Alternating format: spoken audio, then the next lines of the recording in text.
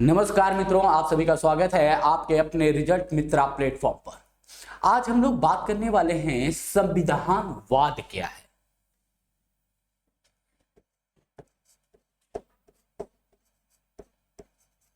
संविधानवाद, यहां से आपके प्रारंभिक और मेंस परीक्षा दोनों के प्रश्न पूछे जाते हैं।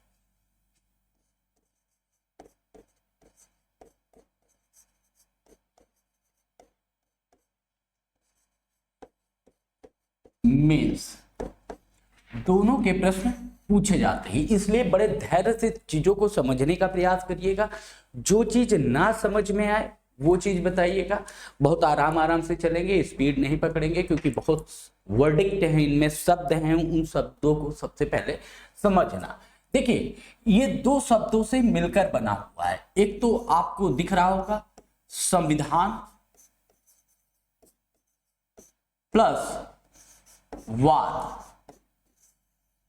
दो शब्दों से मिलकर बना है। संविधान आप लोगों ने पढ़ा हुआ है। वाद मतलब क्या होता है? विचारधारा। विचार धारा अर्थात संविधान की विचारधारा जो होगी वो क्या कहलाएगी? आपका संविधानवाद। अगर हम इसको नॉर्मल सी डिफिनीशन के साथ चलें, संविधान की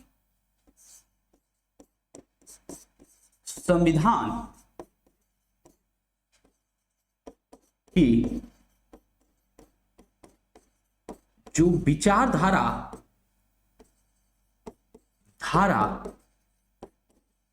होगी उसे हम संविधानवाद कहते हैं। संविधानवाद कहते हैं। अर्थात संविधान की जो भी विचारधारा बनेगी वो आपके संविधान की विचारधारा को ही हम संविधानवाद कहते हैं। अब दूसरी बात यहां पर आई कि ये चीज तो समझ में आई कि विचारधारा की बात यहां पर की जा रही है, ठीक। अर्थात संविधान के विचारधारा की जब बात करते हैं तो संविधानवाद एक तरह का विचारधारा का प्रतीक बनता है। क्या बनता है? एक तरह की विचारधारा का ये प्रतीक कहलाता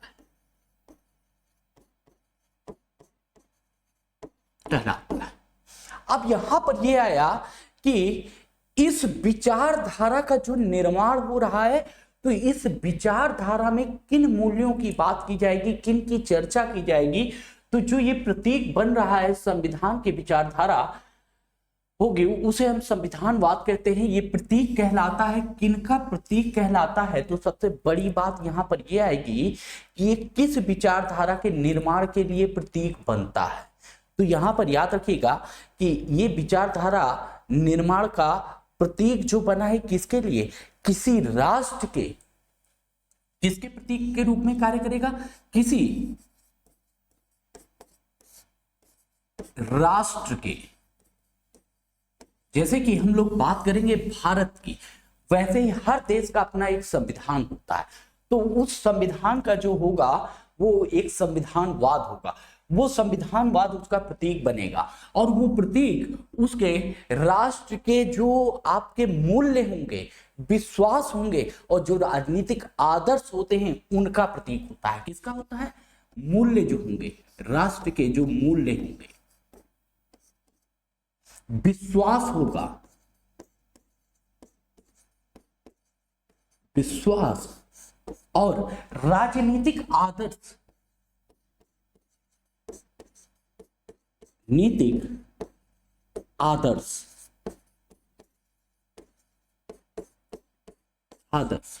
तो इसका मतलब क्या हो गया? संविधानवाद की जो विचारधारा होगी, संविधान की जो विचारधारा होगी उसे हम संविधानवाद कहते हैं। और संविधानवाद क्या है? एक प्रतीक है। किसका प्रतीक है? राष्ट्र के इन मूल्यों का प्रतीक होता है। इन मूल्यों का प्रतीक होता है। कॉमन सी बात है। मतलब मूल्य कौन कौन से हैं आपके? जो संविधान में मूल्य दिए गए हैं, विश्वास है, राजनीतिक आदर्श है, इनकी बात कही जाती है।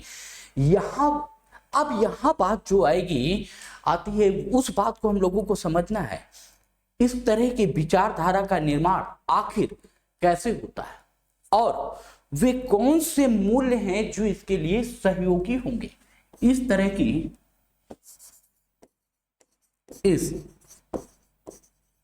की विचार धारा का निर्माण किन मूल्यों के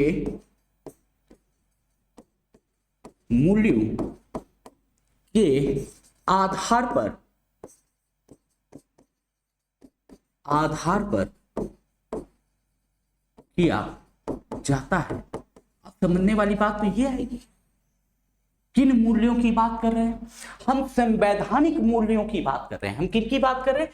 जो संविधान में मूल्य दिए गए हैं, उन मूल्यों की यहां पर हम लोग चर्चा करेंगे। तो स्टेप बाय स्टेप हम लोग समझने का प्रयास करेंगे। एक वर्ड आया कि राजनीतिक आदर्श, जो हम लोगों ने यहां बात की वो था राजनीतिक आदर्श। तो ये क्वेश्चन मन में आया कि आखिर राजनीतिक आदर्श कहते किसे? राजनीतिक आदर्श किसे कहते हैं? किसे कहते हैं? क्योंकि कोई भी वर्ड यूज किया जा रहा है तो इसका मतलब है उस वर्ड का एक अपना सिनेरियो होगा। देखो, इसको अगर हम डिफाइन करें तो दो भागों में बांट सकते हैं। एक तो आपका आदर्श हो जाएगा, आदर्श कंडीशन, आदर्श स्थिति।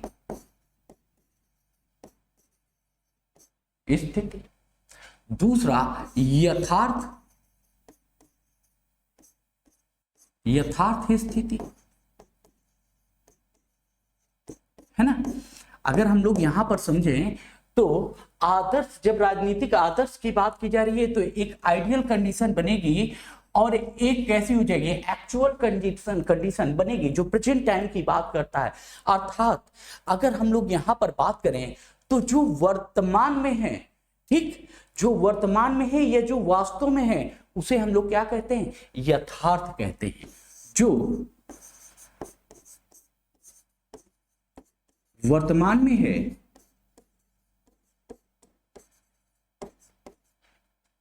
या जो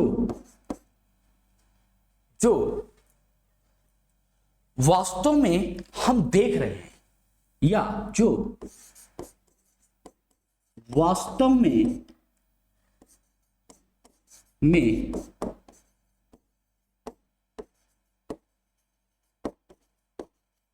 देख रहे हैं, वो क्या हो जाएगा? वो हमारा यथार्थ सिचुएशन हो जाएगी। जैसे कि प्रेजेंट टाइम पे हम लोग बात करें तो प्रेजेंट टाइम पे हम लोग आज कॉन्स्टिट्यूशन पढ़ रहे हैं, है ना, संविधान पढ़ रहे हैं। तो संविधान के अंदर हम लोग संविधानवाद की बात कर रहे हैं, मतलब ये हमारा प्रेजेंट है, ठीक। आदर्श कंडीशन की जब हम लोग बात करते हैं तो आदर्श मतलब क्या होना चाहिए? आदर्श का मतलब क्या? जो होना चाहिए, जो होना चाहिए वो क्या हो जाएगा?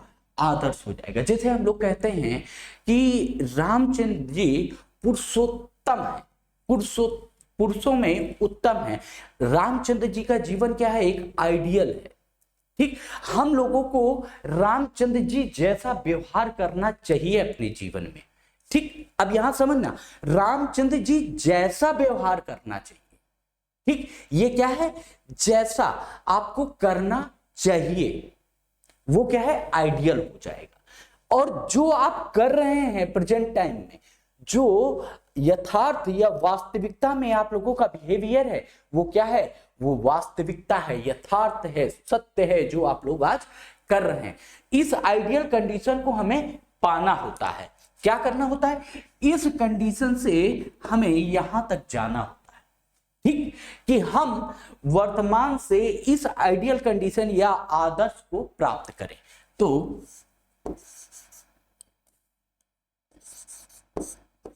यथार्थ से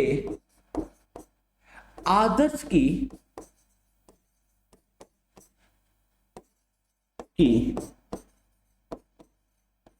प्राप्ति, ठीक, यथार्थ से आदर्श की प्राप्ति ही क्या कहला जाएगी। आप किधर जा रहे हैं, आइडियल कंडीशन की तरफ मूव हो रहे हैं। तभी तो हम लोग कहते हैं कि भगवान रामचंद्र जी जैसा बनो, उनके तरह बिहेवियर करो, उनकी जैसी मानसिकता रखो, सबको समान दृष्टिकोण से देखो, सभी को समान। जैसे आप लोगों से एक बात की जाए कि आप सभी यूपीएससी के एस्पिरेंट हैं, ठीक है, आप सभी यूपीएससी की तैयारी कर रहे हैं, कुछ पीसीएस की तैयारी कर रहे हैं। अगर देखा जाए तो सारे सिविल सर्वेंट हैं, सबकी परीक्षा में ये प्रश्न आएंगे, चाहे वो पीसीएस का हो, चाहे यूपीएससी का हो, चाहे किसी भी स्टेट पीसीएस का हो, उसमें संविधानवान पूछा ही पूछा जाएगा। 101% है, कहीं से भी कोई क्लासेस नहीं है, ठीक। तो पहला पॉइंट कि कहीं पर भी कोई कंडीशन नहीं है कि नहीं पूछा जाएगा, ऐसे ही प्रश्न अब बन रहे हैं, प्रश्नों के आयाम परिवर्तित हो रहे हैं। तो इसका मतलब है कि अगर हम ये कहें कि आप सभी यूपीएससी या आप सभी सिविल सर्वेंट एस्पिरेंट को लगभग 8 से 10 घंटे पढ़ना चाहिए। क्या कहा मैंने, 8 से 10 घंटे आप सभी को पढ़ना चाहिए।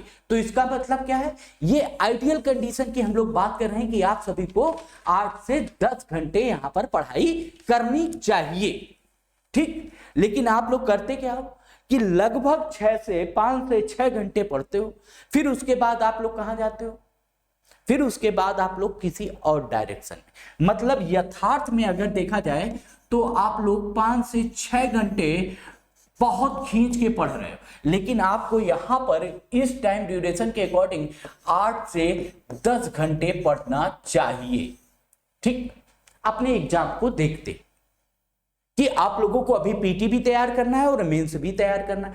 तो इसका मतलब ये क्या है, ये वास्तविक है और ये आपकी आइडियल कंडीशन है कि इतना अगर आप करते हैं तो यूपीएससी में आपको या पीएससी में आपको रोका नहीं जा सकता है, यदि सही डायरेक्शन में आपने पढ़ाई की तो ये क्या है, ये आदर्श है आपका और ये एक्चुअल कंडीशन है जो प्रेजेंट टाइम आप लोग देख रहे हो। तो इसका मतलब है कि आदर्श और यथार्थ में आप लोगों को डिफरेंसेस समझ में आ गया। अब यहां पर बात की जाती है राजनीतिक आदर्श की। किसकी बात की जा रही, राजनीतिक आदर्श।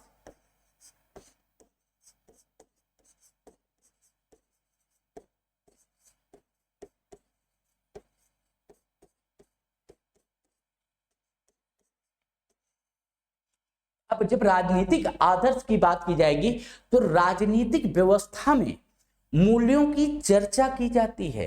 किन मूल्यों की, आदर्श मूल्यों की, कि जो व्यवस्था यह तय करती है, राजनीतिक आदर्श में क्या की जाएगी, राजनीतिक व्यवस्था में मूल्यों की चर्चा की जाती है। पॉइंट बनाइएगा, इसमें क्या की जाती है,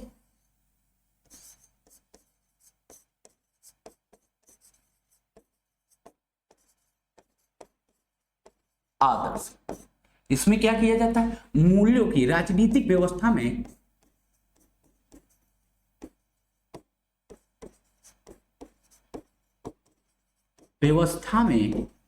मूल्यों की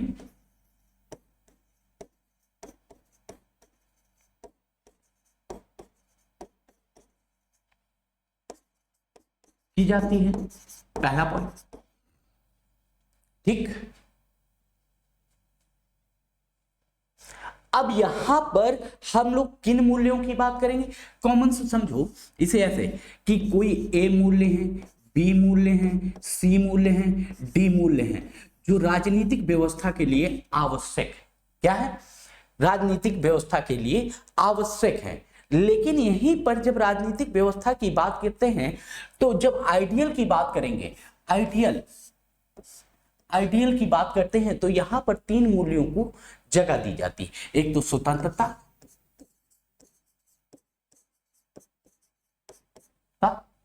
समानता और तीसरा न्याय।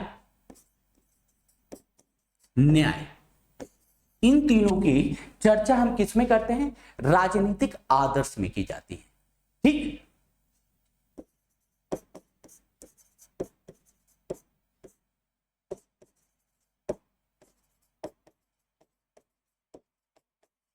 और इधर क्या है, जो एक्चुअल आप काम कर रहे हैं उनकी बात की जा रही है, व्यवस्था को चलाने के लिए जो आप काम कर रहे हैं उसके लिए। लेकिन आपको किनकी बात करनी चाहिए? स्वतंत्रता, समानता और न्याय, इन पे आपकी पैनी नजर होनी चाहिए। इसका मतलब ये है कि ये क्या है? ये आदर्श मूल्य हैं। ये क्या हो जाएंगे? अगर इनकी बात करें तो ये क्या हो जाएंगे? ये आपके आदर्श मूल्य हैं, आदर्श मूल्य हैं।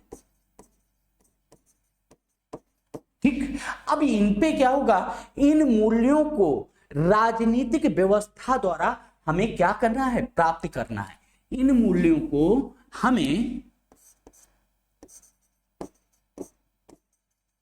इन मूल्यों को तो हमें राजनीतिक व्यवस्था के द्वारा प्राप्त करना। जो आइडियल हैं, इन मूल्यों से हमें किसी राजनीतिक व्यवस्था के द्वारा इन मूल्यों की हमें प्राप्ति करनी है। अब राजनीतिक व्यवस्था में क्या होगा? राजनीतिक व्यवस्था में ये मूल्य क्या होते हैं? निहित हैं। क्या है? राजनीतिक व्यवस्था में ये मूल्य आपके निहित होते हैं। इसका मतलब क्या हो गया? राजनीतिक व्यवस्था में ये मूल्य निहित होते हैं।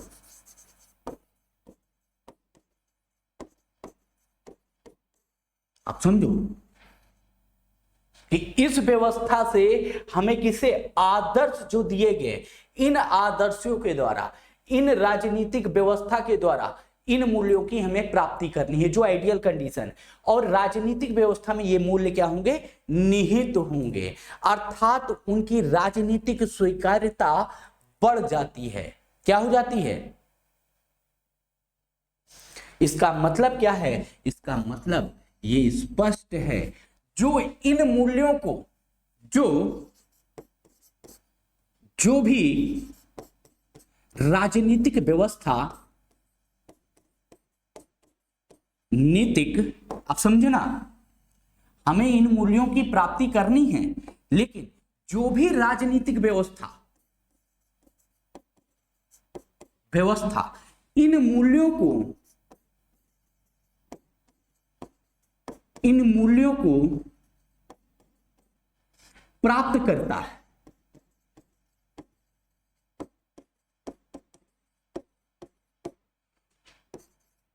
उसकी स्वीकार्यता बढ़ जाती है।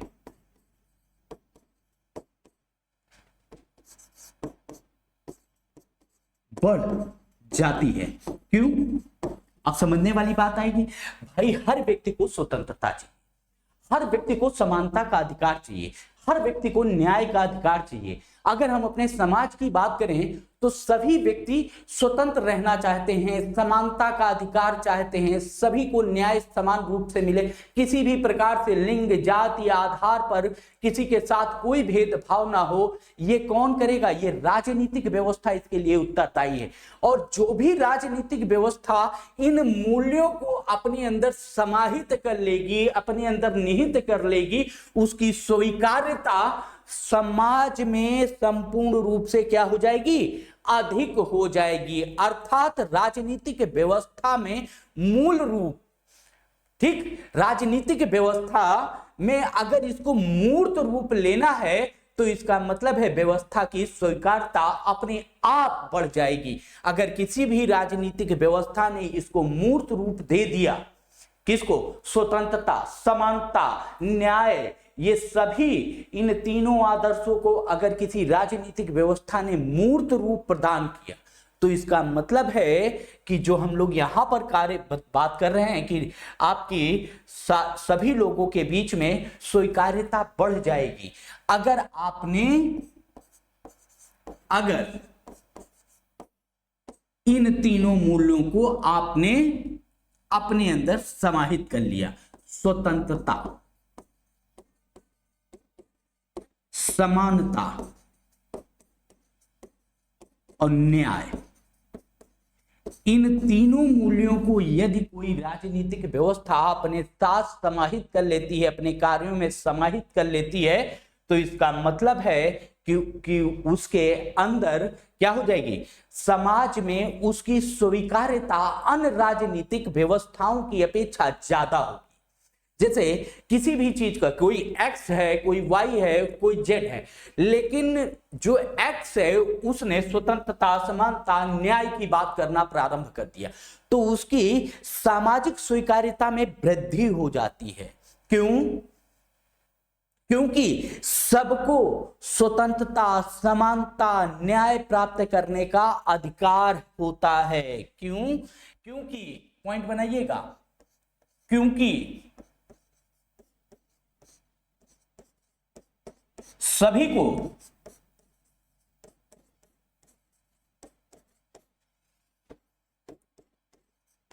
स्वतंत्रता,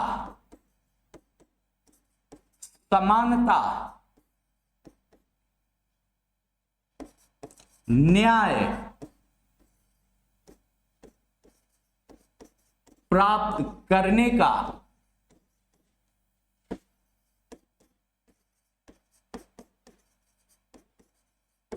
अधिकार होता है। कॉमन सी बात है, आप सभी को यह अधिकार है।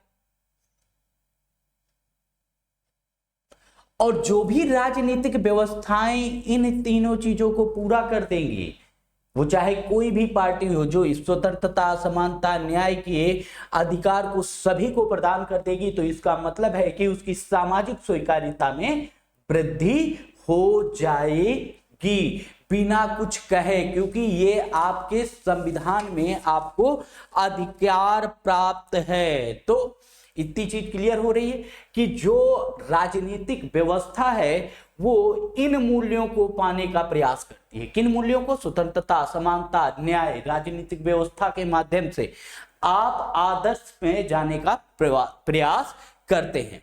संविधानवाद, जब हम संविधानवाद की बात करते हैं तो ये एक विचारधारा, एक मूल्य, एक आदर्श है जिसके द्वारा, आप पॉइंट लिख लीजिएगा, बहुत इंपॉर्टेंट है।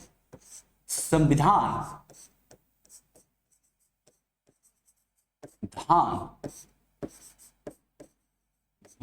के द्वारा या संविधानवाद एक विचारधारा,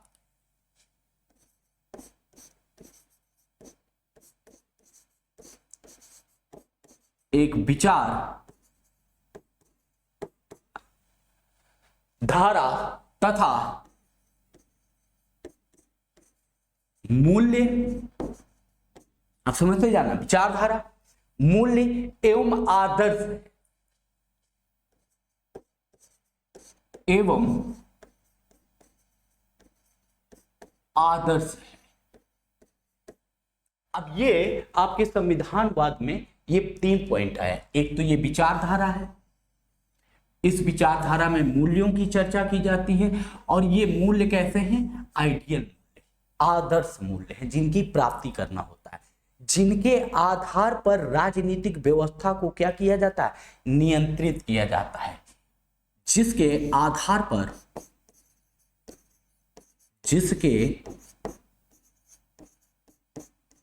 आधार पर राजनीतिक व्यवस्था को,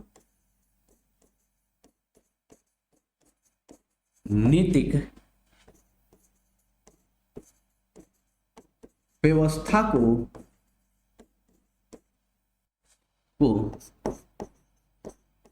नियंत्रित किया जाता है। क्या किया जा रहा है? जिसके आधार पर राजनीतिक व्यवस्था को नियंत्रित किया जाता है। समझ में आया? इन मूल्यों के आधार पर, इस विचारधारा, मूल्य और आदर्श के आधार पर हम क्या करते हैं, राजनीतिक व्यवस्था को कंट्रोल करने का प्रयास करते हैं। नहीं तो राजनीतिक व्यवस्था क्या हो जाए, अनियंत्रित हो जाए। अब समझो, यदि आपके पास कोई मोटो ना, यदि आपके पास कोई लक्ष्य ना हो, यदि आपके पास कोई उद्देश्य ना हो, यदि आपके पास कोई आइडियल कंडीशन ना बन रही हो, या आपके दिमाग में कोई आइडियल ना हो, ठीक, ना आपके पास कोई मूल्य है, ना कोई विचारधारा हो, तो नॉर्मल सी बात है आप क्या करेंगे, विचारहीन, मूल्यहीन, आधारहीन विकास करेंगे। और जब आधारहीन विकास करेंगे तो इसका मतलब क्या है कि वो विकास निराधार होगा, वो लक्ष्य निराधार हो जाएगा। उसके पाने की जो आप लोगों अलग अलग स्ट्रेटजी बनाते हुए चल रहे हैं कि किसी को कुछ पता ही नहीं, जाना कहाँ है, पहुंचना कहाँ है। जैसे बहुत से बच्चे आप लोग हैं, आप लोगों को यही नहीं समझ में आता है कि एक्चुअल में हमें पढ़ना क्या है, जो हमारे एग्जाम में पूछा जाएगा। तो हम फंसे कहाँ रहते हैं, हम चुटपुटियन किताबों में फंसे रह जाते हैं, उन किताबों से बाहर नहीं निकल पाते। हमें लगता है बस यही पढ़ लिए तो काम हो गया। लेकिन जब आप पेपर देखते हैं तो ये सब चीजें आप लोगों को दिखाई देती हैं, तो इसका मतलब क्या हो गया कि अब आधारहीन हो गए। इसका मतलब है इस विचारधारा, मूल्य एवं आदर्श के आधार पर ही क्या हो रहा है, आपकी राजनीतिक व्यवस्था नियंत्रित हो रही है। अब दूसरा प्रश्न आया अब यहीं पर कि राजनीतिक व्यवस्था को नियंत्रित किया जाता। अब यहीं पर एक प्रश्न फिर बन गया कि आखिर राजनीतिक व्यवस्था को नियंत्रित करने की आवश्यकता क्या है।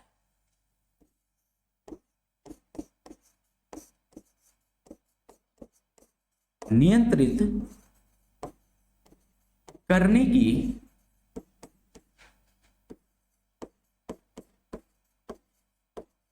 आवश्यकता क्या है। ना नियंत्रित करे भैया इनको तो भी तो काम चल जाएगा। सबसे बड़ी बात है, इनको नियंत्रित करने की क्या आवश्यकता पड़ गई, जो आप इनके लिए एक संविधानवाद के लिए लेके आ गए कि भाई इनको कंट्रोल करना है, राजनीतिक व्यवस्था को नियंत्रित करना है, किनके आधार पर, उन 3 मूल्यों के आधार पर हमें इन्हें नियंत्रित करना है। क्यों? क्योंकि समाज राज्य के बंधन को स्वीकार करता है। किसके? जो हमारी सोसाइटी होती है, जो हमारा समाज है, समाज वो किसके? राज्य के बंधन को स्वीकार करता है।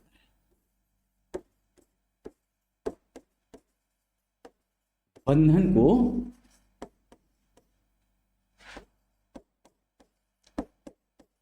स्वीकार करता है। अब पॉइंट बाय पॉइंट चलना है हम लोगों को। इसके राज्य के बंधन को हम लोग किसी ना किसी तरीके से अपने देश के नियंत्रण से चलते हैं। अब हमारा समाज किसके है?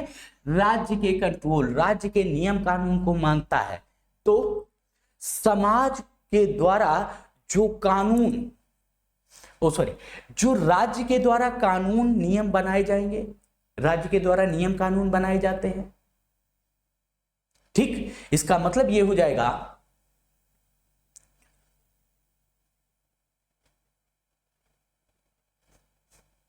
इसका मतलब निश्चित रूप से एक हो जाएगा कि राज्य क्या करता है? राज्य नियम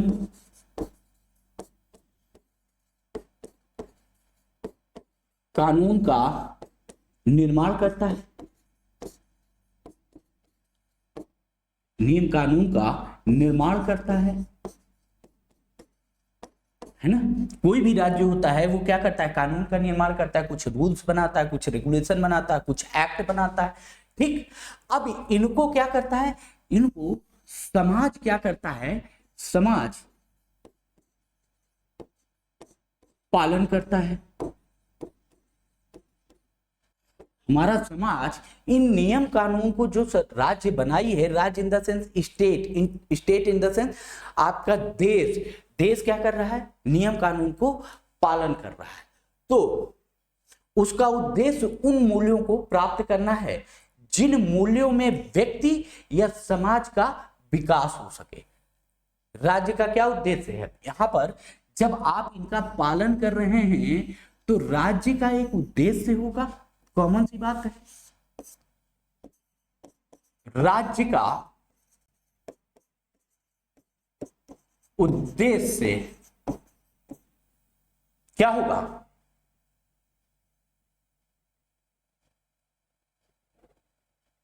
उन मूल्यों को प्राप्त करना होगा, उन मूल्यों को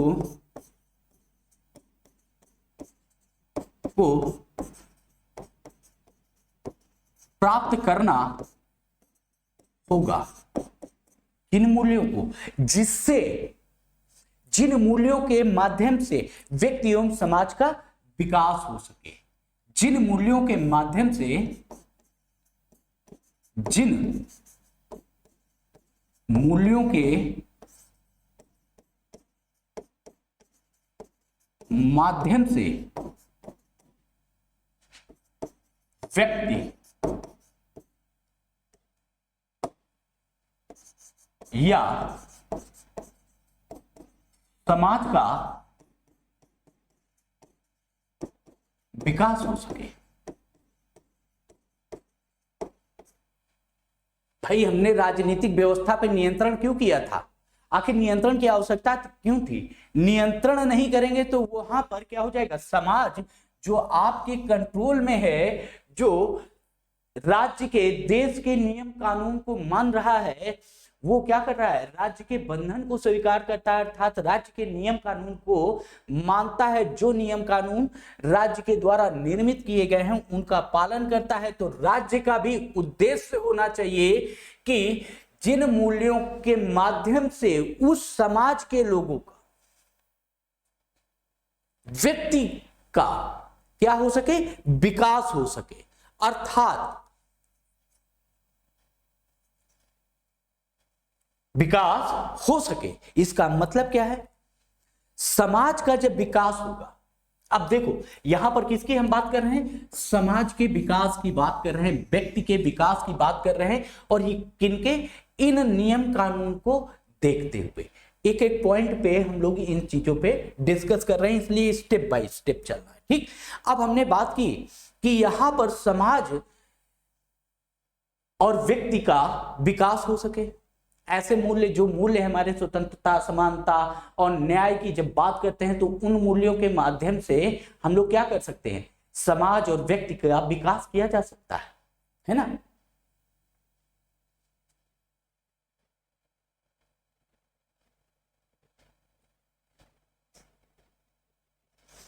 ठीक, अब यहां पर बात आई व्यक्ति और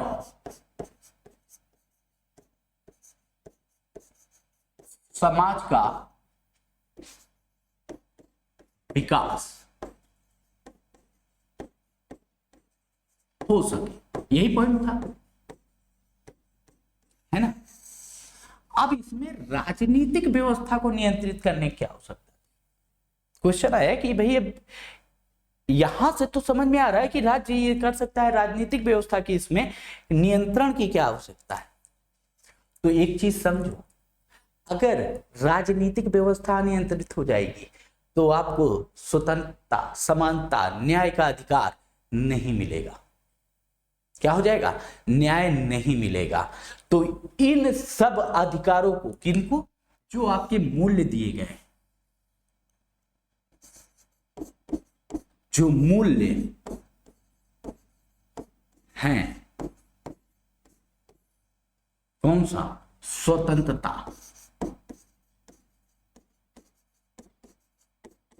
समानता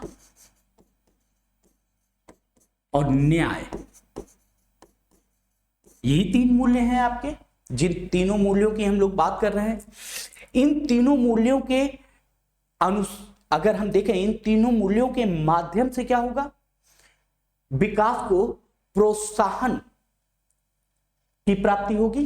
इससे क्या होगा? समाज के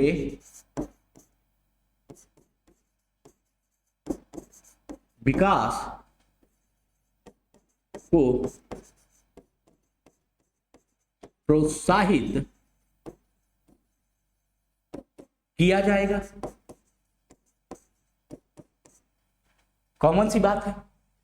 अब जब इनको प्रोत्साहित करेंगे और ये क्या कर रहे हैं, समाज आपका क्या कर रहा है, समाज राज्य के नियम कानून का पालन कर रहा है, राज्य के नियम कानून का पालन करता है।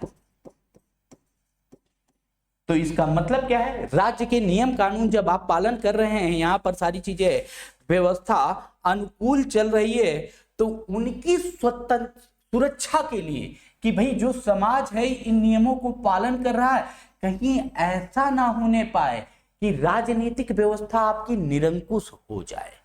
क्या हो जाए, अगर इन मूल्यों से राजनीतिक व्यवस्था को नियंत्रित नहीं किया गया तो राजनीतिक व्यवस्था क्या हो जाएगी, इन मूल्यों के माध्यम से राजनीतिक व्यवस्था को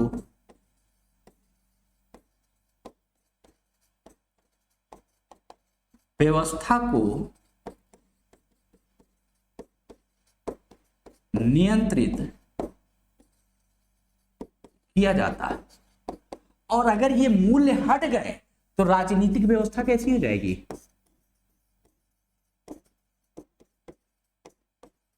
व्यवस्था निरंकुश हो जाएगी।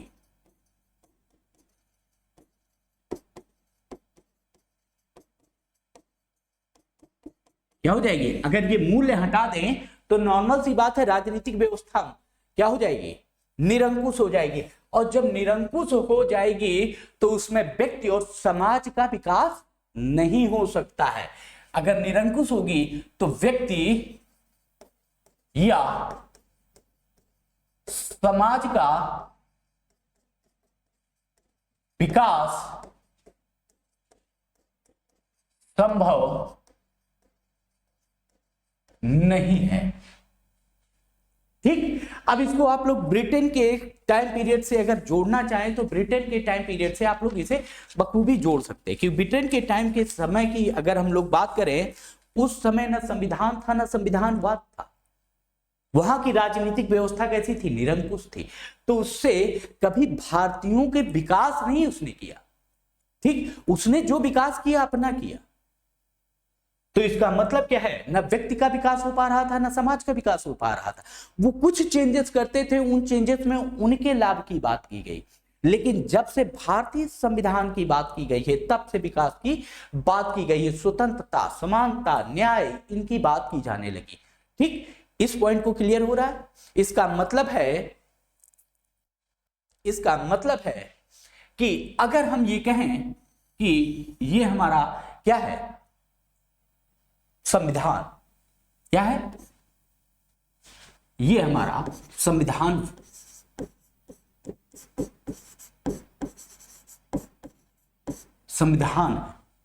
और जो इसमें मूल्य दिए गए हैं, इस संविधान में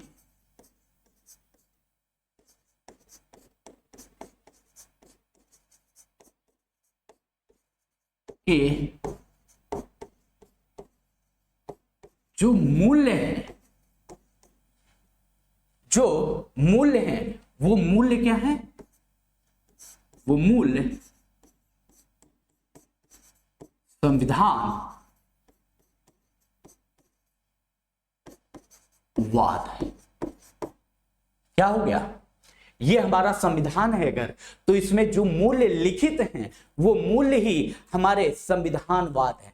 और यही मूल्य क्या कर रहे हैं, ये मूल्य जो संविधान के द्वारा आपको दिए गए हैं, ये क्या करते हैं, नियंत्रित कर रहे हैं।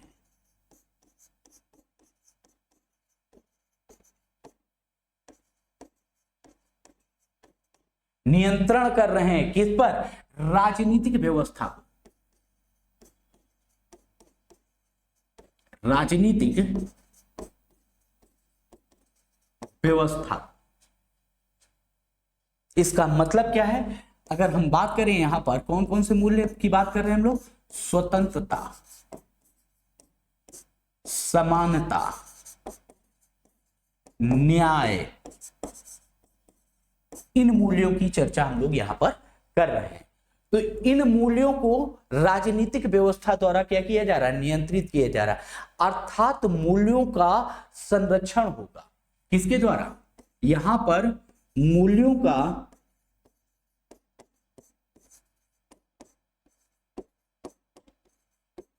संरक्षण होगा। अब जब मूल्यों का संरक्षण होगा तो एक चीज बताओ, यहां पर व्यक्ति या समाज का क्या होगा? विकास प्रोत्साहित होगा या नहीं होगा? और मूल्यों के संरक्षण से होगा जिससे व्यक्ति तथा समाज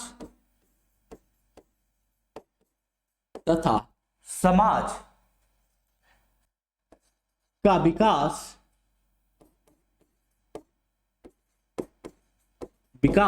क्या होगा?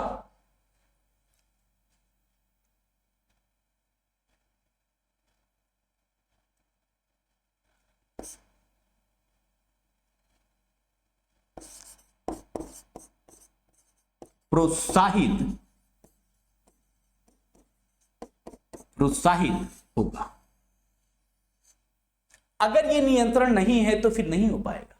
जैसे एग्जाम्पल से समझो, एग्जाम्पल भारतीय संविधान में क्या लिखा है? अगर हम लोग ध्यान दें तो एग्जाम्पल से समझने का प्रयास करो तो भारतीय संविधान में आपको क्या दिए गए हैं? मौलिक अधिकार दिए गए हैं। क्या दिए गए हैं? मौलिक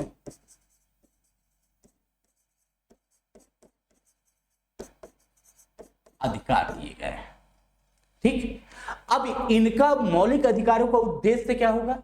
अगर बात करें मौलिक अधिकारों के उद्देश्य की, उद्देश्य क्या है मौलिक अधिकारों का? आपका विकास करना। नॉर्मल सी बात है, जब हम बात करते हैं तो व्यक्ति के विकास को प्रोत्साहित करना, यही है मौलिक अधिकारों का। व्यक्ति के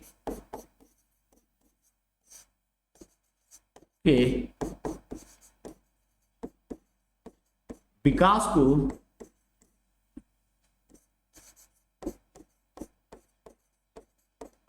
प्रोत्साहित करना, यही तो प्रोत्साहित करना। दूसरा, ये मौलिक अधिकार एक काम और कर रहा है कि ये क्या करता है? सरकार पर नियंत्रण स्थापित करता है। मौलिक अधिकार जो आप लोगों को प्राप्त है वो अधिकार क्या कर रही है? सरकारों पर नियंत्रण भी स्थापित करती है।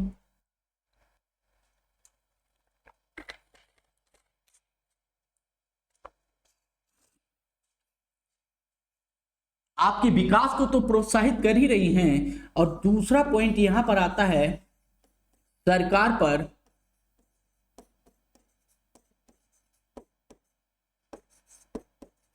नियंत्रण स्थापित करता है।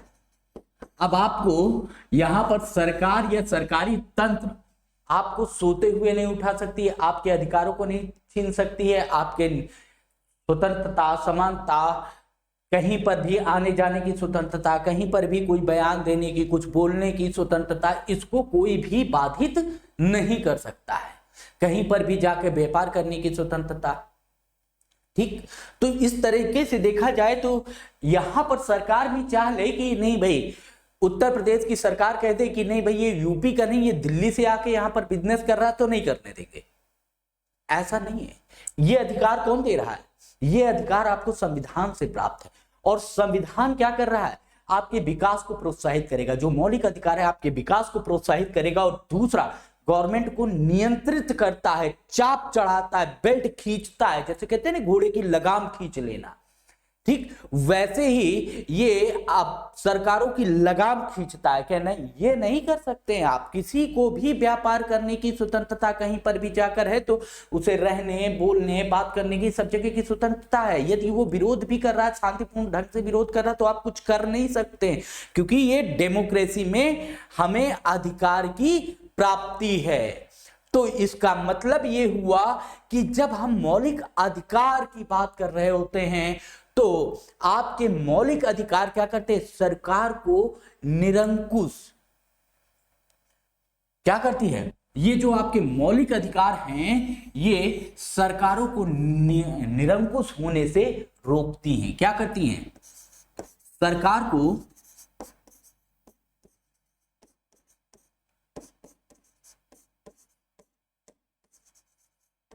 निरंकुश नहीं होने देती।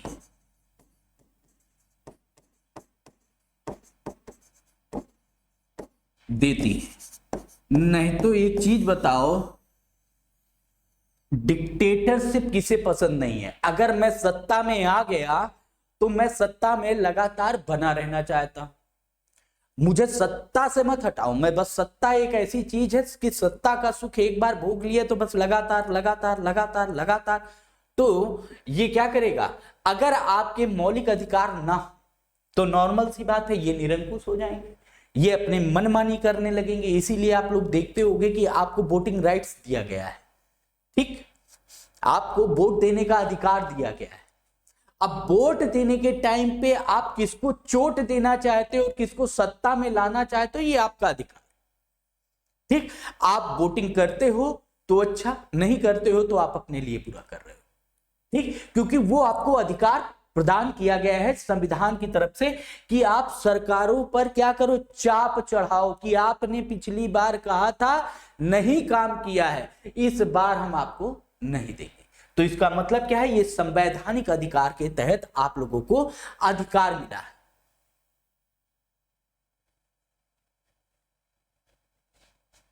ठीक, इसका मतलब क्या हो गया कि मौलिक अधिकार क्या है, एक तरह का मूल्य हो गया। क्या हो गया, मौलिक अधिकार एक तरह का मूल्य है आपका।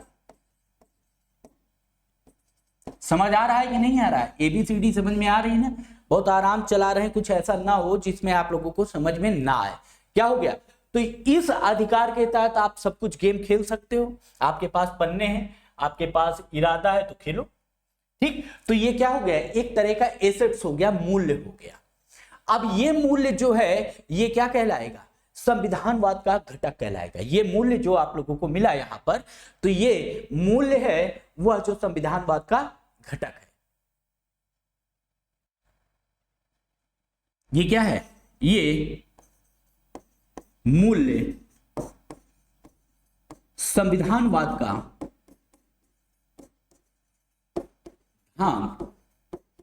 वाद का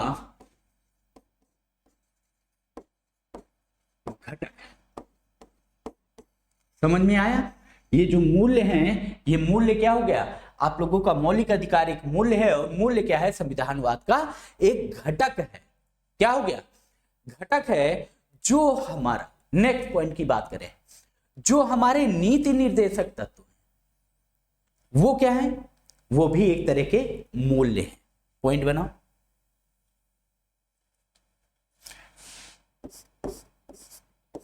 नीति निर्देशक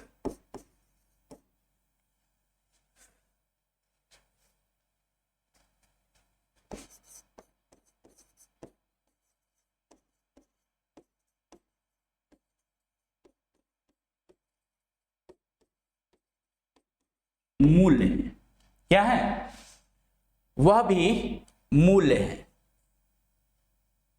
और मूल्य मतलब क्या हो गया, अगर हम यहां पर बात करें कि यह एक तरह का ये भी मूल्य है, नीति निर्देशक तत्व, तो इसका मतलब क्या हो, नीति निर्देशक तत्व में क्या बात कही गई है। अब यहां पर पॉइंट आएगा तो पॉइंट बनाइएगा, नीति निर्देशक, क्योंकि नीति निर्देशक तत्वों में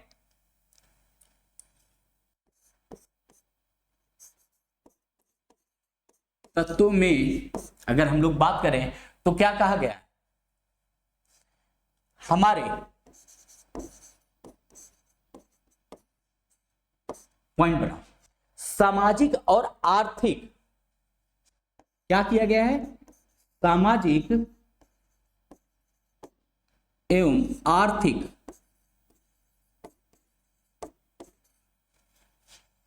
आर्थिक न्याय की बात की गई है। न्याय की बात की गई है। नीति निर्देशक तत्वों में हमें सामाजिक और आर्थिक न्याय की बात की गई है।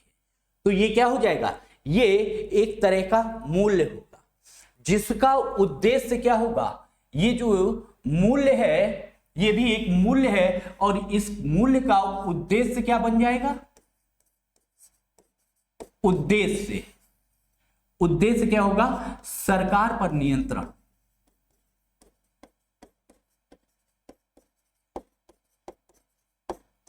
भाई आर्थिक और सामाजिक न्याय की बात करता है आपका नीति निर्देशक तत्व, तो यहां पर सीधी सीधी सी बात है, जब ये यहां पर आर्थिक और सामाजिक न्याय की चर्चा कर रहा है तो ये क्या हो गया, ये आपका मूल्य है, ठीक। और ये मूल्य क्या करेगा, सरकार को नियंत्रित करेगा। अब इन मूल्यों के माध्यम से क्या हो जाएगा, समाज का हो एवं व्यक्ति का हो, किसी का भी हो, तो ये विकास में आपका सहयोग करेंगे। ये दोनों न्याय जो दिया गया ये क्या करेगा, व्यक्ति, समाज का विकास करेगा, अब समझो, व्यक्ति एवं समाज का निरंतर विकास करेगा। अर्थात अगर हम ये भी कहें कि व्यक्ति और समाज का इन मूल्यों के माध्यम से निरंतर विकास होगा और इस विकास में किसी भी प्रकार की कोई बाधा नहीं उत्पन्न होगी, क्या होगी, क्योंकि नीति निर्देशक तत्व भी इन बातों की चर्चा करते हैं। अर्थात मौलिक, हम ये कह सकते हैं कि मौलिक अधिकार और नीति निर्देशक तत्व ये क्या करते हैं, सरकार पर नियंत्रण करते हैं। मौलिक अधिकार और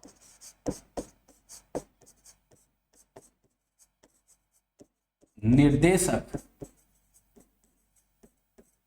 तत्व क्या होंगे, सरकार पर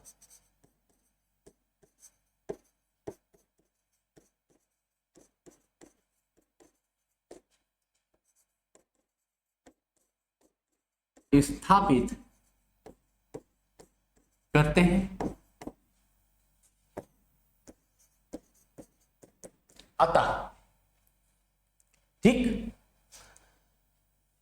दूसरा, सरकार को क्या करेंगे, नियंत्रित तो कर ही रहे हैं, उसके बाद क्या करेंगे, अनुशासित करके नियंत्रण स्थापित करेंगे, अनुशासित करेंगे, अनुशासित करते हैं, करके क्या करेंगे, समाज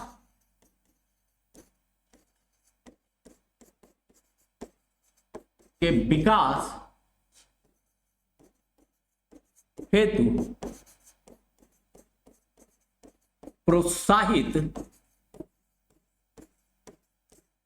करते हैं। कॉमन सी बात है, क्या होगा, समाज के विकास के लिए क्या करेंगे, प्रोत्साहित करेंगे कि अगर नहीं किए ना भैया तो ये लोग अगली बार आपको एक्सेप्ट नहीं करेंगे। तो मौलिक अधिकार हो या नीति निर्देशक तत्व हो, ये किसको व्यक्त कर रहे हैं, अगर हम लोग यहां से चले तो ये मूल्य हैं, ये दोनों क्या हैं, मूल्य हैं, और ये दोनों मूल्य किसको व्यक्त कर रहे हैं, संविधानवाद को क्या कर रहे हैं, व्यक्त करते हैं।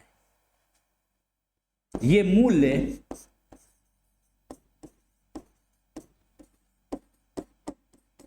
संविधान वाद को व्यक्त करते हैं। अब समझो कि इन दोनों मूल्य, क्योंकि हम लोगों ने पहले ही संविधानवाद में कहा था कि ये मूल्य हैं और मूल्य ही संविधानवाद की आत्मा से जुड़ रहे हैं। ठीक, मूल्य है, विश्वास है, और तीसरी पॉइंट की बात हम लोगों ने की थी वहां पर कि राजनीतिक आदर्श। तीन बातें की थी जब हम संविधानवाद की बात कर रहे थे, तो 3 पॉइंटों में हम लोगों ने बात की थी, मूल्य, विश्वास और राजनीतिक आदर्श। भाई मूल्य जो आपको समाज में विकसित करेंगे, आपका विकास करेंगे, और उस विकास के माध्यम से ही हम क्या करेंगे, समाज में एक भरोसा उत्पन्न कर सकते हैं, सरकार को नियंत्रित करके सरकार के प्रति उत्तरदायित्व को सौंप के उत्तरदायित्व है। और इनको प्राप्त करने के लिए जिस कंडीशन को आपको पाना है वो स्वतंत्रता है, समानता है, न्याय की बात करते हैं, सभी को लिए एक समान सारी चीजें होना चाहिए। वो कहां से, वो राजनीतिक आदर्श को प्रेरित करता है। तो इसका मतलब है कि संविधानवाद क्या हो रहा, कनेक्टिविटी में चल रहा है, पूरे संविधान की चीजों को ही यहां पर कनेक्ट किया जा सकता है। इसका स्पष्ट मतलब एक चीज समझ में आ रहा है कि संविधानवाद जो है उसके लिए क्या आवश्यक है, संविधान आवश्यक होता है। क्या होता है, संविधानवाद के लिए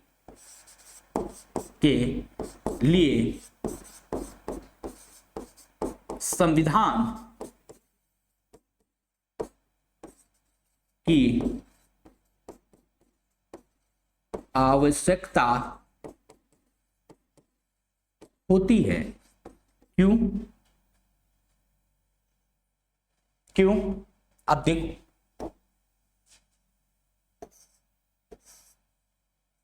समझे, संविधान है हमारा, देन हम बात करते हैं संविधानवाद की।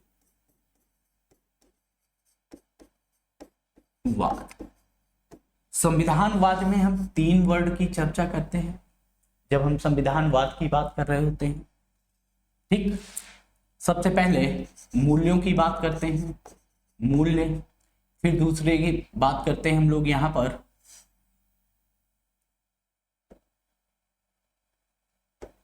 विश्वास, और तीसरा राजनीतिक आदर्श। यहां पर जब हम संविधान की चर्चा कर रहे होते हैं तो क्या है, मौलिक अधिकार है,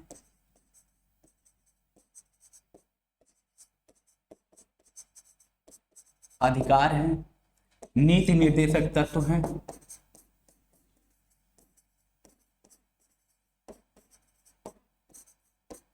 तत्व हैं।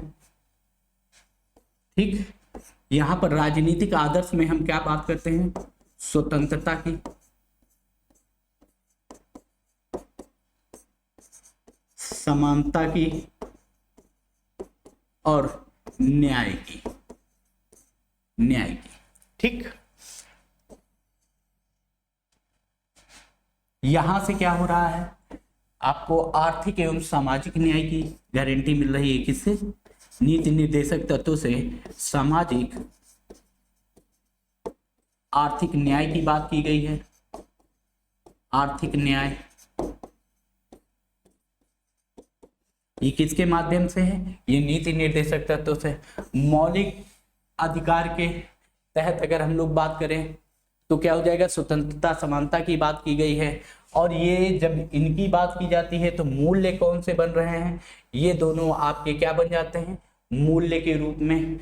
इन दोनों मूल्यों के माध्यम से ही आपका क्या हो रहा है, विकास हो रहा है। किसी भी व्यक्ति की अगर बात करें, व्यक्ति या समाज, व्यक्ति या समाज का विकास हो रहा है है ना। यहां पर अगर हम लोग देखेंगे तो इन्हीं पूरे डायग्राम में आप लोगों को समझ में आ जाएगा कि हाँ भाई यहां से सभी का विकास हो रहा।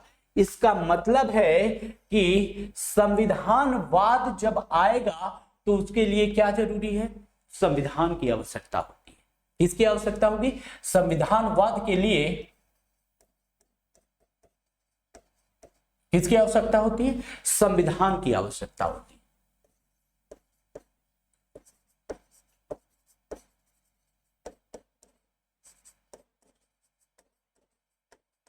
ठीक, अगर संविधान नहीं होगा तो निश्चित रूप से संविधानवाद भी नहीं होगा। क्लियर हो रहा है ये पॉइंट कि संविधान के लिए, संविधानवाद के लिए संविधान की आवश्यकता है, क्योंकि यहां से ही आपको इन मूल्यों का पता चलता है। क्योंकि संविधान में जो बातें कही गई हैं उन्हीं को मूर्त रूप में लाने का जो विचारधारा है, जो आइडियोलॉजी है, जो विचार हैं, उनको कहां से, संविधान से लेकर उसको मूर्त रूप प्रदान करने का प्रयास किया जाता है। अब यहां पर प्रश्न कई बार आप लोगों ने देखा होगा कि कई बार प्रश्न उठता है कि संविधान और संविधानवाद में मूल अंतर क्या है, या इन दोनों में अंतर ही नहीं है। कई बार आप लोगों के मन में अभी आएगा कि संविधान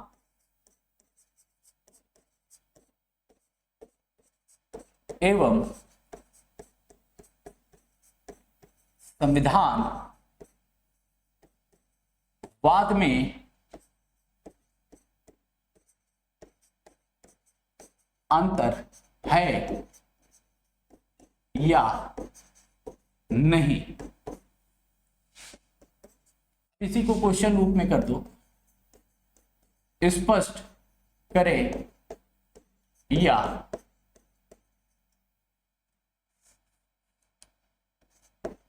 व्याख्या करें। ठीक, अब ये डायरेक्ट क्वेश्चन है, इसलिए ये पीसीएस में पूछा जा सकता है। ये प्रश्न आपकी पीसीएस में डायरेक्टली पूछा जा सकता है, लेकिन जब यूपीएससी पूछेगा तो उसी में 4 लाइनें घुमा के पूरी तरह से उसमें आलोचना, व्याख्या और सब चीजें डाल देगा, जिससे आप लोग कंफ्यूज हो जाते हो। लेकिन पूछा उसने भी वही है। ठीक, अब इसको समझना है कि कैसे संविधान और संविधानवाद में अंतर है। ठीक,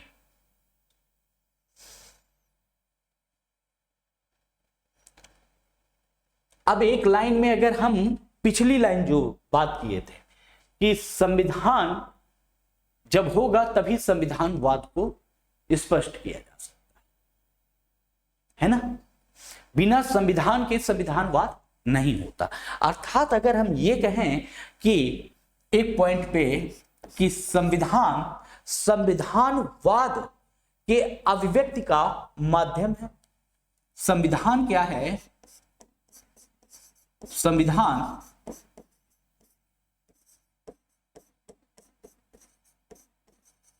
संविधानवाद के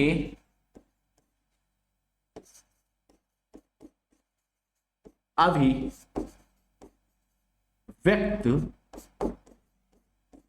का माध्यम है। क्यों? यदि संविधान नहीं होगा तो संविधानवाद को अभिव्यक्त नहीं किया जा सकता। क्यों? क्योंकि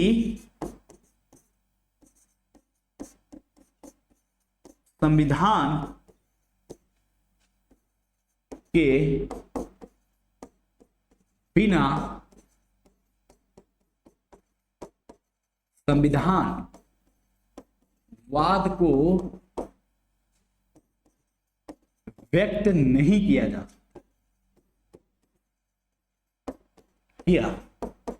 जा सकता है। अब इसे ऐसे भी आप लोग समझ सकते हो कि अगर यहां पर भूमि नहीं है या जमीन नहीं है, जमीन या भूमि नहीं, तो क्या यहां पर घर बनाया जा सकता है? जब भूमि ही नहीं है, आधार ही नहीं है, तो नॉर्मल सी बात है घर का निर्माण कैसे होगा भैया। तो उसी तरह से यहां पर है, जब संविधान ही नहीं है तो अभिव्यक्त किसे किया जाएगा, किसके बारे में चर्चा की जाएगी, किसके बारे में बात की जाएगी। ठीक, अब यदि हम लोग संविधानवाद और संविधान को समझने का प्रयास करें,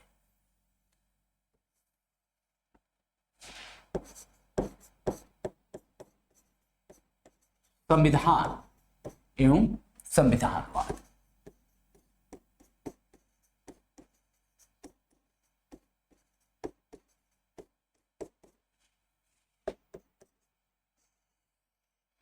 दोनों को अभिव्यक्त करने की यदि बात की जाए तो संविधान क्या है, संगठन का प्रतीक है।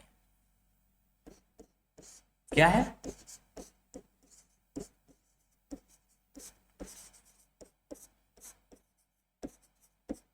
का प्रतीक है, पहला पॉइंट। क्योंकि संविधान एक ऐसा दस्तावेज है, जब हम लोगों ने पढ़ा था तो मैंने संविधान के बारे में आप लोगों को आइडेंटिफाई किया था वहां पर कि संविधान एक ऐसा दस्तावेज है जहां पर, ठीक, पॉइंट बना लीजिए चाहे इसको, संविधान एक ऐसा दस्तावेज है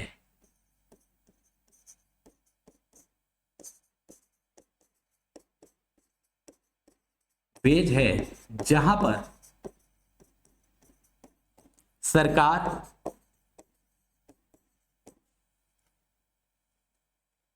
नागरिक, संवैधानिक संस्थाएं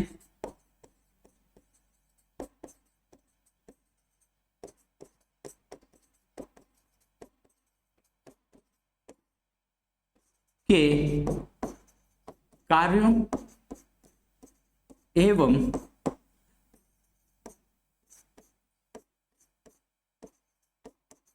कर्तव्यों का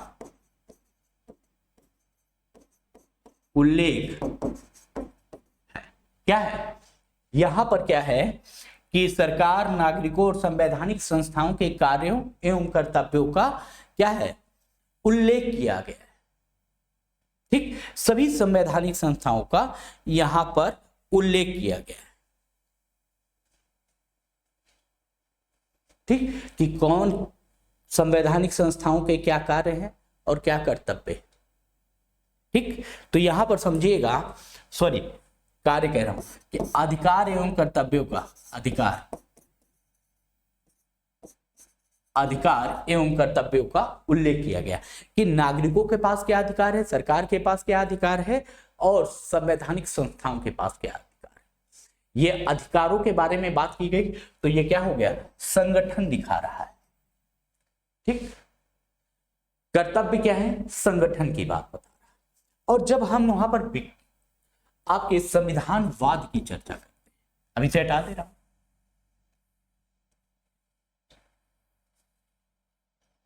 अब जो मैं बोलता चलूं उनको आप लोग राइट डाउन कर लीजिएगा एग्जाम्पल के थ्रू, क्योंकि मैं हर चीज लिखाऊंगा तो बहुत देर हो जाती है लिखाते लिखाते।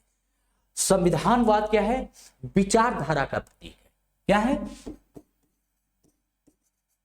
विचार धारा का प्रतीक है। ठीक, यह एक विशेष प्रकार के विचारधारा को क्या करता है, इंगित करता है, बताता है। ठीक, उस विचारधारा के निर्माण में जो संविधानवाद है वो क्या है, एक विशेष तरह की विचारधारा है और उस तरफ आप लोगों को दिखाता है कि किसी भी विचारधारा को बनाने के लिए क्या चाहिए, विचारधारा को बनाने के लिए मूल्यों की आवश्यकता होती है, भरोसे की, विश्वास की आवश्यकता है, राजनीतिक आदर्श की आवश्यकता या राजनीतिक आदर्श की भूमिका होती है। ये किसमें आप लोगों को व्यक्त हो रहा है, ये संविधानवाद के तहत आप लोगों को स्पष्ट होता है। ठीक है, नेक्स्ट पॉइंट, संविधान निर्माण का प्रतिफल है। संविधान का निर्माण किया गया है, संविधान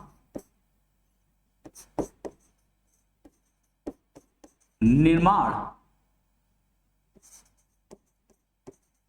के द्वारा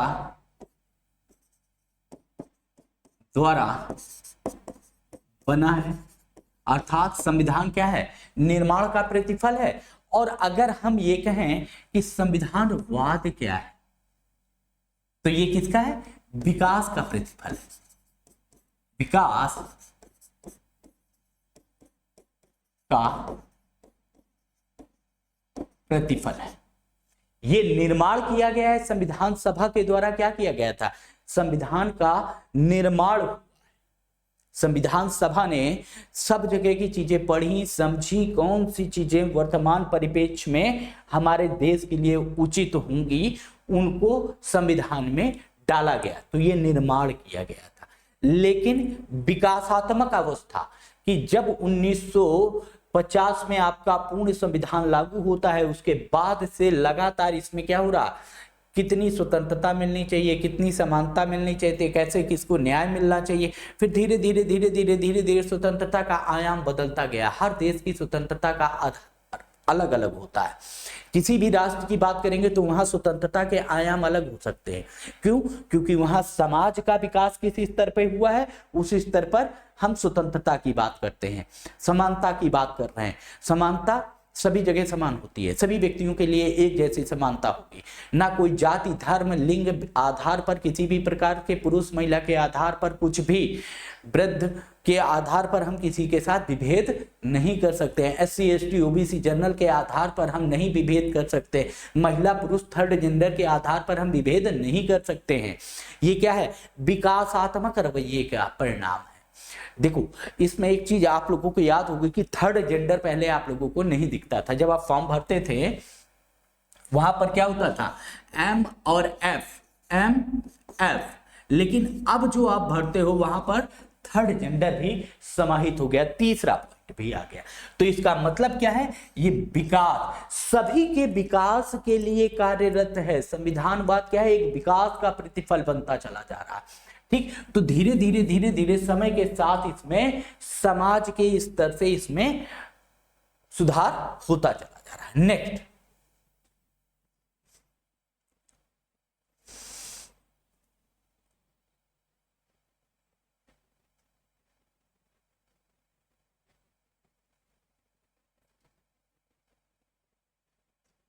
संविधान क्या है, साधन है।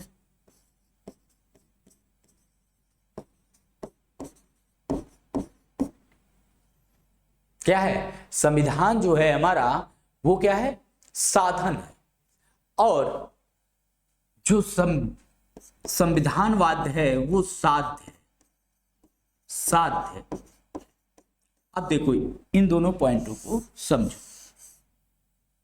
तब आप लोगों को और अच्छे से समझ में आता है। संविधानवाद का रास्ता कहां से खुलता है? अगर हम लोग बात करें तो संविधानवाद को साध्य क्यों कहा गया?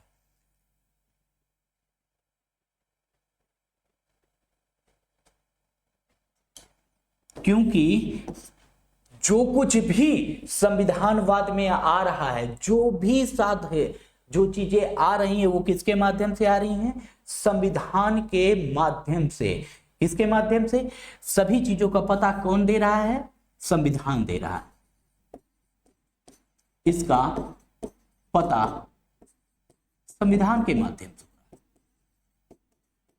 अर्थात जिसके माध्यम से वास्तविक स्थिति का पता चल रहा है वो क्या है? संविधान है। और जिसके माध्यम से उसकी पूर्ति हो जाएगी वो क्या है? संविधानवाद है।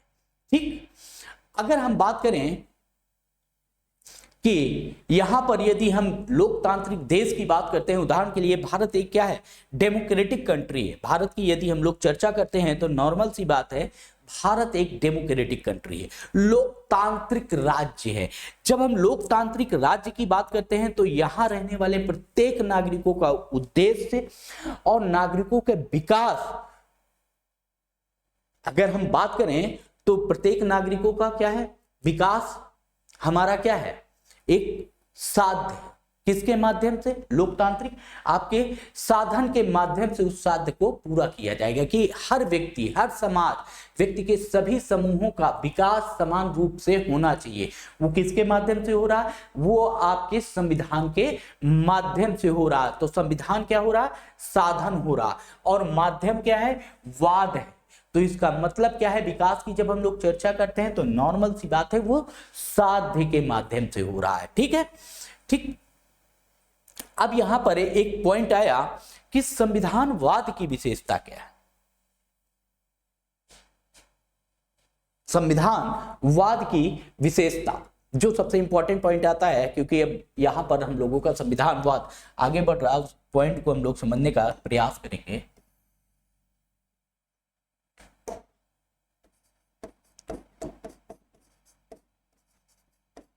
संविधानवाद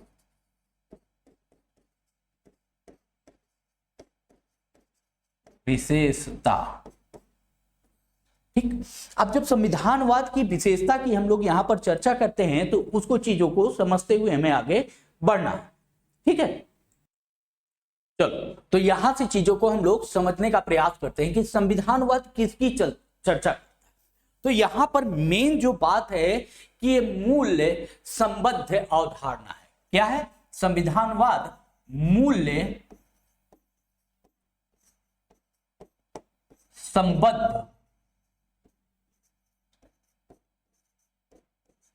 अवधारणा है। अब इसका मतलब क्या हो गया? मूल संबद्ध अवधारणा है भैया, इसका मतलब तो कुछ निकलना चाहिए। ठीक, इसका मतलब है कि उन मूल्यों की बात करता है संविधानवाद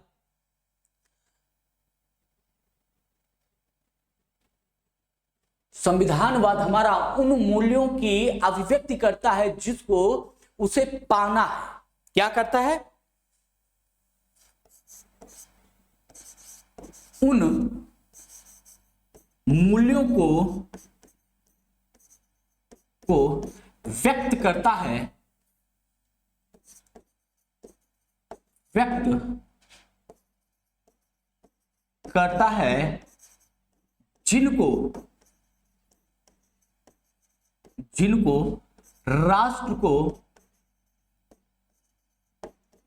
को पाना है। पहला तो पॉइंट ये कि भाई उन मूल्य, जो मूल्य संबद्ध अवधारणा है, इसका मतलब है कि उन मूल्यों का ये बात करता है जिसे राष्ट्र को पाना है। और राष्ट्र को किन मूल्यों को पाना है?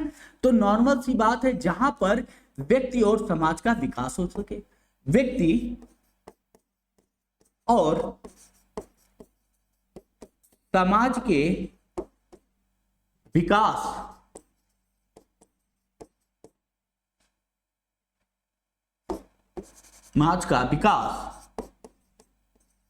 हो सके, उन मूल्यों की बात ये करता है।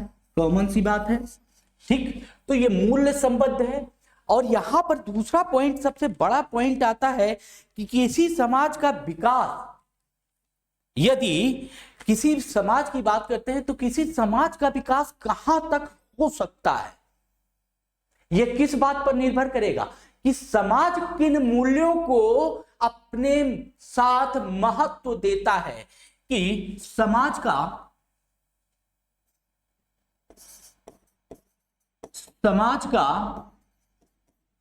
विकास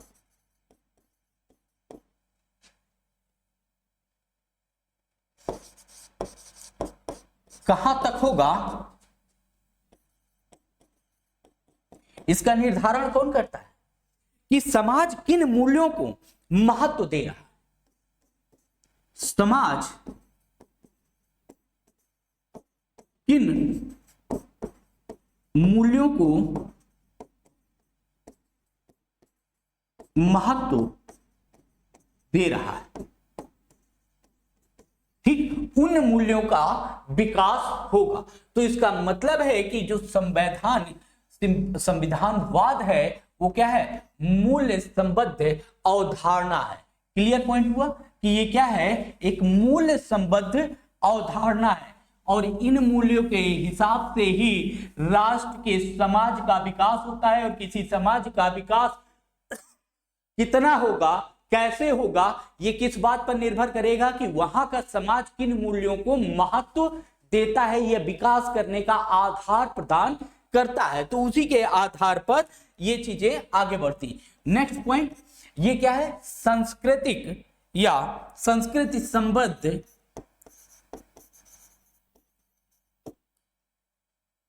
संस्कृति संबद्ध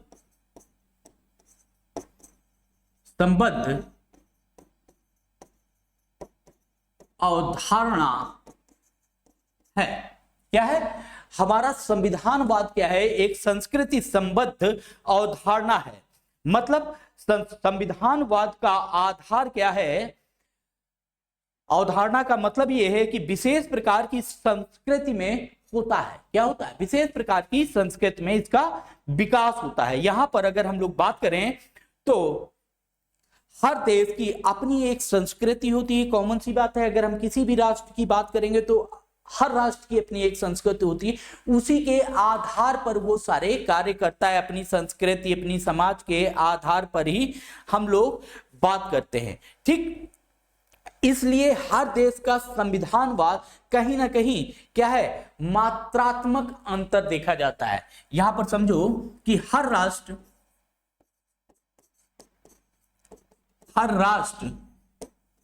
की अपनी एक संस्कृति होती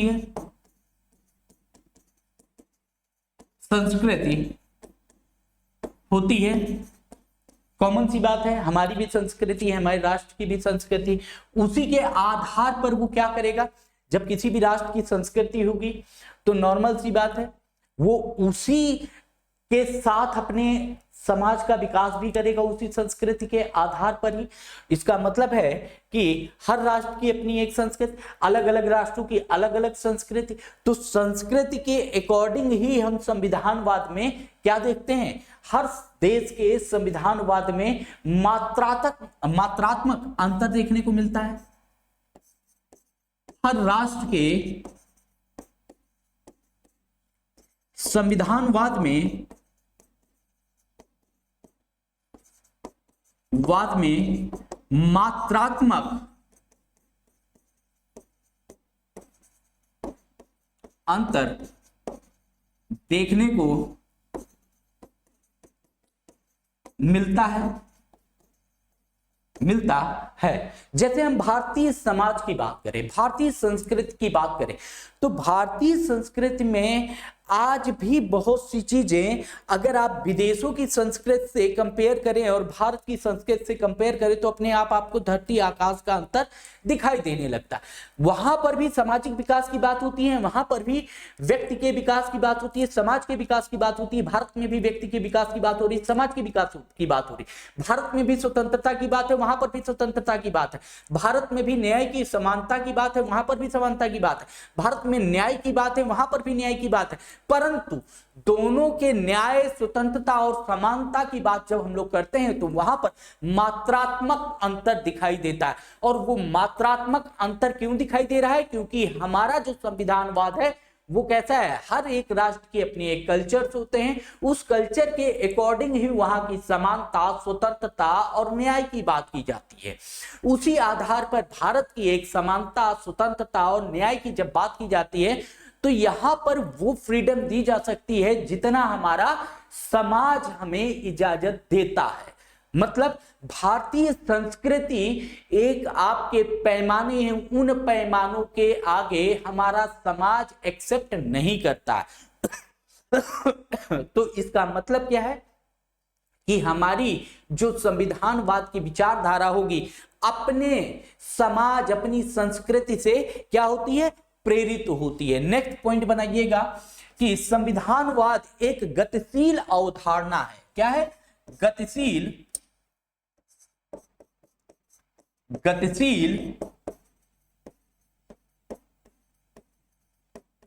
अवधारणा है, स्थिर नहीं है। जैसे जैसे समय के साथ हमारे समाज में, हमारी चीजों में परिवर्तन आएगा तो निश्चित रूप से विचारधारा में भी परिवर्तन आएगा। क्या होगा? समय के साथ परिवर्तन होता जाता है। समय के साथ परिवर्तन कौन सी बात है? अब इसे थोड़ा सा समझने के लिए आप लोग बैकग्राउंड में जाओ। जो हम लोगों के पिताजी खाते पीते पहनते थे, जैसे रहते थे, क्या हम लोग वैसे रहते? पहले एक समाज में क्या था कि गर्लफ्रेंड बॉयफ्रेंड नामक एक टैबू चलता था। पहले तो प्यार भी होता था, तो ये फूल आया, फूल उधर गिर गया, भैया जिसको हमने दिया है वो आके ले जाएगा। ठीक, आजकल सामने टू सामने।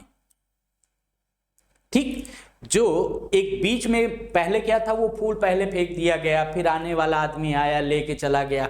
पहले प्रेम पत्र चलते थे। ठीक, जो हम लोगों ने सुना कि पहले प्रेम पत्र के माध्यम से प्रेम का इजहार होता था। वो प्रेम पत्र किसमें, डायरी में, कॉपी में, या किताब में, या किसी के माध्यम से, मतलब वो बहुत लंबा सर्किल के माध्यम से वो पहुंचता था अगले बंदे तक, और जब जवाब आता था तो उसी सर्किल के माध्यम से आता था। तो ये पुराने काल का था, तो समाज उस टाइप का था, तो ये चीजें होती थी। फिर उसके समाज में परिवर्तन आया तो डायरेक्ट टू डायरेक्ट होने लगा। ठीक, आज हम लोग अपने माँ बाप से डायरेक्ट बात कर लेते हैं। अब आप समझो, आज हमारा छोटा सा पिद्दी भर का भतीजा हमसे डायरेक्ट बात करता है, चाचू ये चीज चाहिए, चाचू वो चाहिए, ऐसा चाहिए, वैसा चाहिए। ठीक, हमारे पिताजी से हमारे दोनों बड़े भाई कभी बैठ के बात नहीं कर पाए। पिताजी जब बुलाते भी थे तो जो बात उन्हें कहनी होती थी वो सुनते थे, हाँ हाँ ठीक है पापा, ठीक है पापा, और वो चले जाए। सारी बात किससे करते थे, मम्मी से बैठ के बातें कर ले, लेकिन पापा के सामने नहीं आते। लेकिन आज की संतानें क्या कर रही हैं, आज की संतानें आपकी छाती में बैठ जाती हैं। ठीक, तो ये क्या है, समाज में परिवर्तन हो रहा है, आज लगाव हो रहा। पहले का समाज क्या था, पहले का समाज ज्वाइंट फैमिली का हुआ करता था। आज का समाज क्या है, न्यूक्लियर फैमिली का होता चला जा रहा है। मैं शादी करते ही मैं, मेरी बीवी, बस खत्म। जा रहे हैं 1 साल बाद, 1.5 साल बाद, 2 साल बाद, उसमें भी 2 दिन के लिए। तो क्या है कि जो आपकी सोसाइटी है, सिनेरियो चेंज हो रहा है, चीजें परिवर्तित हो रही है ना। तो क्या है, समय के अनुसार जब परिवर्तन होगा तो संविधान में भी परिवर्तन आएगा, और निश्चित रूप से जब संविधान में परिवर्तन आएगा तो संविधानवाद में भी परिवर्तन आएगा। इसका मतलब है कि हमारा संविधान और संविधानवाद दोनों ही क्या है, स्टैटिक ना होकर क्या है, डायनेमिक है, क्या है, गतिशील हैं। हमेशा याद रखिएगा, संविधानवाद क्या है, साध्य का कार्य करता है। किसका, साध्य का कार्य करता है। लेकिन संविधान क्या करता है, साधन का कार्य करता है। किसके साधन की बात कर रहा है यहां पर संविधान क्या है, एक साधन है, और साध्य क्या है, संविधानवाद। अर्थात संविधान में यदि परिवर्तन होगा तो विचारधारा में भी परिवर्तन होगा। क्लियर आ रहा है ना, कि संविधान में परिवर्तन करेंगे तो उसकी विचारधारा जो है वो क्या कर जाएगी, मूव कर जाएगी। इसका मतलब क्या है, यदि साधन में परिवर्तन होगा तो साध्य में परिवर्तन होगा, यदि सोसाइटी में परिवर्तन होगा तो विचारधारा में परिवर्तन होगा। यह कल्चरल क्या होगा, आपके कल्चर में परिवर्तन होंगे। यह कल्चर की दिशा में रूढ़िवादिता की दृष्टिकोण से आपकी संस्कृति में आयाम कम होंगे, रूढ़िवादिता कम होती चली जाएगी, प्रोग्रेसिव होती जाएगी। आपकी कल्चर्स प्रोग्रेसिव होंगे तो नॉर्मल सी बात है कि आपकी विचारधारा भी कैसी होती चली जाएगी, प्रोग्रेसिव होगी। अब यहां पर मात्रात्मक अंतर होता है हर राष्ट्र के साथ। अगर जब हम लोग राष्ट्र की बात करते हैं तो संविधान हर राष्ट्र में मात्रात्मक अंतर होता है, लेकिन सब कुछ अंतर नहीं होता। सभी लोग वहां पर भी नागरिक समाज की क्या करते हैं, विकास की बात करते हैं, वहां पर भी स्वतंत्रता की बात होती है, समानता की बात होती है, राजनीतिक आदर्श की बातें होती हैं। लेकिन वहां पर क्या है कि जब जैसी सोसाइटी होगी उसी आधार पर चीजों की मात्रा में अंतर आप लोगों को देखने को प्राप्त होता है। ठीक है, इतनी चीजें क्लियर हो गई होंगी मेरे हिसाब से आप लोगों को। ठीक, तो ये टॉपिक आप लोगों का क्लियर हो गया। इसके आगे के टॉपिक पर हम लोग नेक्स्ट क्लास में डिस्कस करेंगे। तो फिर मिलता हूं आप लोगों से नेक्स्ट क्लास में। जय हिंद, जय भारत, थैंक यू।